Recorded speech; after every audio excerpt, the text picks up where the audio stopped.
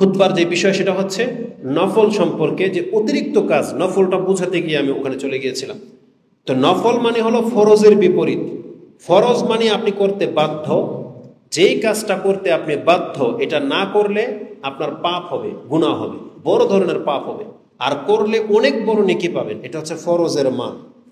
আর নফল যখন কোনো কিছুর মধ্যে নফল শব্দ লেগে যাবে, তার মানে আপনি নিজেই যেন এটা জানতেছেন এটা আমার উপরে ফরজ না, এটা যদি আমি করি তাহলে নেকি তো পাবো, কিন্তু না করলে আপনার কোনো পাপ নাই। এটা হচ্ছে নফল। যদি আপনি জানেন যে 17 রাকাত ফরজ, 18 রাকাত না 17 রাকাত, তাহলে আপনার বেতের নামাজ সম্পর্কে, সুন্নতে রাতেবা সম্পর্কে, দুখুলুল মসজিদ সম্পর্কে, তাহিয়াতুল ওযু সম্পর্কে, দোহার সালাত সম্পর্কে, চাশতের সালাত সম্পর্কে, ইশরাকের সালাত সম্পর্কে যত রকমের প্রশ্ন আছে সব থেমে যাবে। সেটা কি? একজন ব্যক্তি করলে সে মর্যাদাবান হবে, না করলে তার কোনো পাপ নাই, তার সম্পর্কে আপনার বিরূপ ধারণা থাকতেই হবে না। যেই ব্যক্তি ফরজ পড়ে, নফল সে পড়লে পড়বে, না পড়লে না পড়বে, আপনার অন্তর থেকে কোনো বিদ্বেষ থাকতে পারবে না।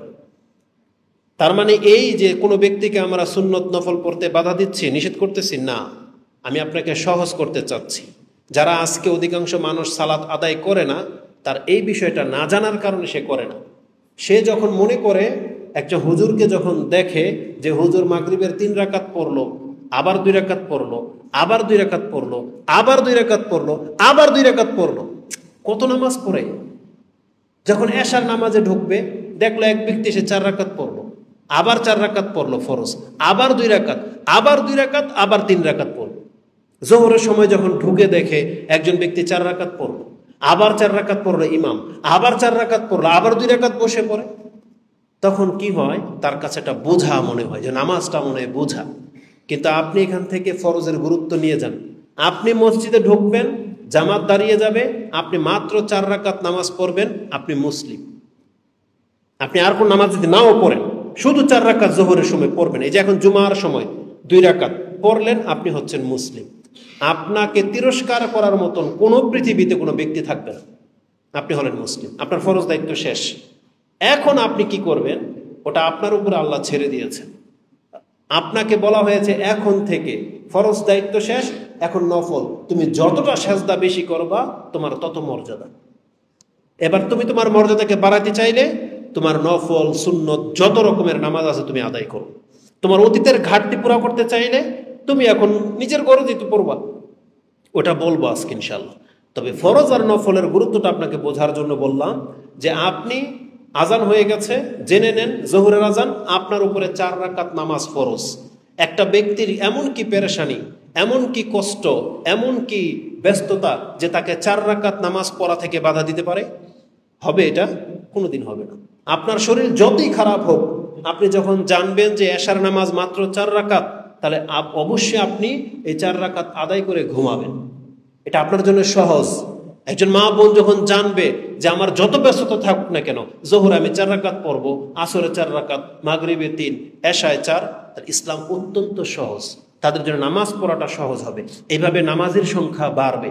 কিন্তু আপনি যখন তাকে সুন্নত নফল অতিরিক্ত দিয়ে 40 রাকাত চাপিয়ে দেবেন, তখন বেনামাজের সংখ্যা বেড়ে গেছে, তখন নামাজের সংখ্যা কমে গেছে।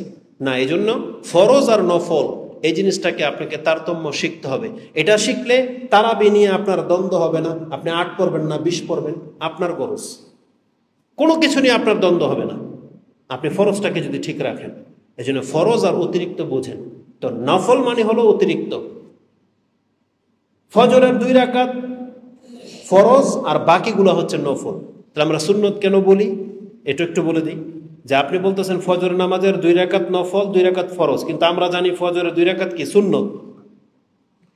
সুন্নাহ বলা হয় যেটা রাসূলুল্লাহ সাল্লাল্লাহু আলাইহি ওয়াসাল্লামের সাথে সম্পর্কযুক্ত, মানে যেটা রাসূল করেছেন, বলেছেন, তার অনুমোদন রয়েছে, তার দিকে গিয়েছে, রাসূল শব্দটা রয়ে গেছে ওই আমলের সাথে, তখন এটা নফলের চেয়ে মান বেড়ে সুন্নতের পর্যায়ে চলে আসে। এটা আপনার কাছে বেশি গুরুত্ব দেখানোর জন্য যে এটা অতিরিক্ত নামাজ, কিন্তু এই নামাজটা আমাদের রাসূলও আদায় করছে, তখন আপনার কাছে একটা প্রাধান্য পাবে। এই জন্য নফল থেকে উঠে এসে এটা সুন্নতের মান পেয়েছে। এটাই হলো পার্থক্য, আর কোনো পার্থক্য নেই। কিন্তু এটা নফল নফলই। শরীয়তের ভাষায় 5টা শব্দ আছে। একটা হচ্ছে ফরজ, তার অতিরিক্ত হচ্ছে নফল, তাতাওয়ান যেটা বলে। একটা হলো হালাল, একটা হলো হারাম, আর একটা হচ্ছে মুবাহ মানে জায়েজ। এই 5টা শব্দ হচ্ছে মানে মোটা। হালাল হারাম 2টা, তারপরে হচ্ছে ফরজ নফল অতিরিক্ত যেটা, আর জায়েজ মানে মুবাহ, কোন একটা কাজ আছে জায়েজ, আর যেটা না জায়েজ ওটা হারাম। বুঝুন তো কথা, না জায়েজ না জায়েজ নাই, জায়েজ এটা হচ্ছে মুবাহ, আর একটা হচ্ছে না জায়েজ মানে হারাম। ওই হালালের বিপরীত হারাম, আর ফরজের অপোজিট নফল তাতাওয়ান যেটাকে বোঝায়, আর জায়েজ মুবাহ। এই 5টা শব্দ আছে। তো যতগুলো সুন্নত আছে ওগুলো নফলের অন্তর্ভুক্ত, কিন্তু সুন্নত বলে আমরা গুরুত্ব দিতে চাই যে এই কাজটা সুন্নাহ মানে রাসূল সাল্লাল্লাহু আলাইহি ওয়াসাল্লামের সুন্নত। এই জন্য ভাববেন না যে দাড়ি রাখা সুন্নত, এটা অতিরিক্ত কাজ না, এটা পুরুষের জন্য লাজিম কাজ, ফরজ। দাড়ি রাখাটা কি ফরজ। যারা দাড়ি রাখেন নাই তারা প্রতিনিয়ত একটা পাপের মধ্যে জড়িত, যারা দাড়ি রেখেছেন তারা এই পাপ থেকে মুক্ত। যদি সুন্নত নফল হতো তাহলে আমাদের কোনো ছিল না, কোনো কথা বলার অধিকারই ছিল না, আপনার রুচি যার যেমন খুশি। কিন্তু দাড়ি নিয়ে কেন আমরা বলি? কারণ এটা ফরজের সাথে সম্পর্কযুক্ত, এই জন্য এটা একটা বড় ত্রুটি। এই জন্য দাড়ি রাখার চেষ্টা করবেন। যেমন টাকনার নিচে প্যান্ট ঝোলানো এটা হারাম, এই জন্য আমরা কথা বলি, কারণ এটা হারাম। এটা যদি জায়েজ না জায়েজ হতো বা মানে ওই উত্তম অনুত্তমের হতো তাহলে সেটা আমরা হয়তো ছেড়ে দিতাম, কিন্তু এটা হচ্ছে ফরজ, আপনার টাকনার উপরে প্যান্ট পরতে হবে, পর্দা ফরজ, এই জন্য আমরা কথা বলি। তো যেই জিনিসগুলো ফরজ আমাদেরকে সেই জিনিসগুলোর প্রতি বেশি গুরুত্ব দিতে হবে, এবং সমাজে যদি হারাম কিছু দেখি নিষেধ করতে হবে। জি, তো এটা হচ্ছে নফল আর সুন্নতের মধ্যে পার্থক্য। সুন্নতগুলোও নফল, আর নফল মানে অতিরিক্ত, আর যেটা আপনি রাসূল সাল্লাল্লাহু আলাইহি ওয়াসাল্লাম থেকে স্পষ্ট প্রমাণ পাচ্ছেন এটা তখন নফলের চেয়ে সুন্নতের মান দখল করে নেয়। তা আজকে আমরা কথা বলবো নফল নিয়ে।